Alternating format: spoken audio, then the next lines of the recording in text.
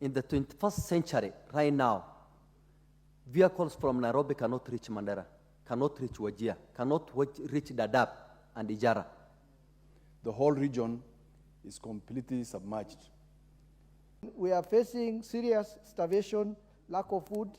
Already there is scarcity of fuel. With that, Wajir is in darkness, complete darkness. The road infrastructure has been cut off to the extent that no vehicle can pass through. Whole counties have been cut off from the rest of the country. For example, Mandera County, where I come from, is completely cut off from all routes that lead to that county from within the country and also from the neighboring countries, which means in the next few weeks, if the rains continue pounding, and we have been told the rains will continue until March next year, then we are facing serious starvation, lack of food. Already there is scarcity of fuel. We should urge as a nation to declare this flood, which is now turning to be a super Elnino, as a national disaster. And so the communities are at pains. It's actually so critical that the population is gasping for life and things that mitigate their life. Food is one of them. The road infrastructure has been cut off to the extent that no vehicle can pass through. Now, we are looking at a situation whereby vehicles leaving Nairobi to supply parts of Wajir, parts of Mandera, parts of Isiolo, and many others. They can't reach their destinations. Now, what happens? There's extreme food insecurity in those places. What we're asking now is for the government actually to declare this as a national disaster. We have a situation whereby power stations have been submerged and some of the towns now don't have power.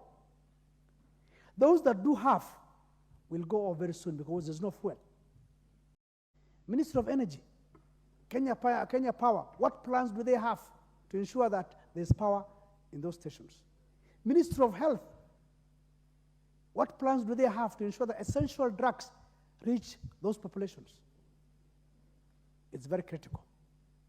Now, what we are looking at now is that relief food of whatever kind is the most essential commodity that we need now. Infrastructure that have been swept away by the floods. Look at the road from Garissa to Madagascar. It was constructed in 2019 at whopping several billions of shillings. Part of it was swept away. Why? Because it was not done properly. And I think it's high time people are supposed to pay for this kind of crimes. But now we don't have roads, no infrastructure. So as I conclude, I want to ask the Kenya government and especially the President of the Republic of Kenya to declare the Elnino situation as a national disaster. Right now, as we speak, people have been moved from their houses and become IDBs in their own country. Roads are blocked.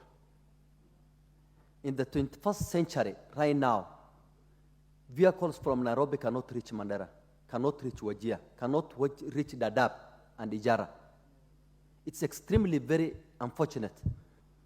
It's unfortunate that now our people might starve to death. Vehicles are stuck. We are calling upon the government to call this, and declare this as a national disaster so that we can get help. Even planes cannot land in Mandera right now because of, the magnitude of the rain that is there. I think for almost 5 days, no plane landed in Mandera. The situation is dire. We don't want the government to move and bury when deaths occur. Unfortunately, for the last 5 days, there is no power at all. No one can be taken to ICU. There is no oxygen. You can understand the risk. Mandera General Hospital right now, as we speak, there is no power. The whole town is in darkness. As said by my colleagues here, is more than dire. The situation we are in, we have been talking about it in press conferences, at public rallies, urging the government to declare this issue a national disaster. We need the government intervention. I am speaking on the floor of the House directly to the president of the country, wherever he is. When he comes back out of the country, we need him to go and land in Wajir International Airport and establish a command center to coordinate the disasters that is there. People are suffering. Homes are flooded. There is no one who is living in his house today in the whole region. Madam Speaker, we need a serious intervention from the national government. We have talked about this issue. We have a problem. There's nothing forthcoming. All the roads are destroyed. Animals cannot go and fend for themselves because there's everywhere is waterlogged. There is no pasture to go and eat. We cannot access even the fuel that is serving the off-grid power station in Wajir town. With that, Wajir is in darkness, complete darkness, because fuel cannot be taken to the gensets that Kenya Power is using. The hospitals cannot use their theaters because there's no power, completely no power, because they're all using diesel. Moving from one point to the other in Wajir is impossible. For me, I cannot go around in my constituency. I cannot go to anywhere. I can only land in Wajir headquarters and just stay there. I cannot even help my people. I wish to add my voice to those who spoke before me and say that the president should declare this as a national disaster so that resources are mobilized from our friends, from donors, and from the country.